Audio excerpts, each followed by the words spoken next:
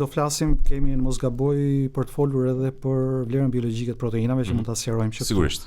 Vlera biologjike e proteinave ka të bëjë me 3 faktorë që janë digestioni, janë thithja, përthithja e proteinave dhe tipi i aminoacideve që përmbajnë. Domethënë a përmbajnë ato të gjithë vargun e aminoacideve, aminoacidet esenciale që janë aminoacidet të cilat organizmi i njeriu nuk mund t'i prodhojë apo jo.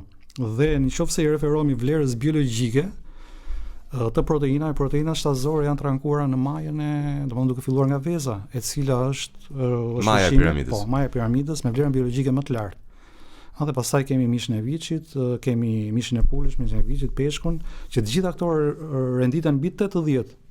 Mbi 80%. Të gjithë ushqimet bimore vijnë poshtë kësaj vlere, duke filluar me sojën që rankohet në nivelin më të lartë, por soja është, unë jam shumë jo në favor të produkteve të sojës, për shkak të fitoestregjeneve, turbulencave hormonale që shkaktojnë e tjerë. Sidomos tek meshkujt. Dhe mund të përmend disa faktorë të tjerë, kanë për shembull vitamina, nuk po them që nuk kanë vitamina, të cilat të trajtuara në një formë të saktuar arrin dhe një nivel përthithje të kënaqshme, por shumica e vitaminave të ushqimeve bimore janë në formën e pararenzëve, janë në formën e prekursorëve.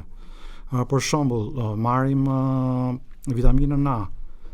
Vitamina A në ushqimet bimore është në formën e beta-karotenit.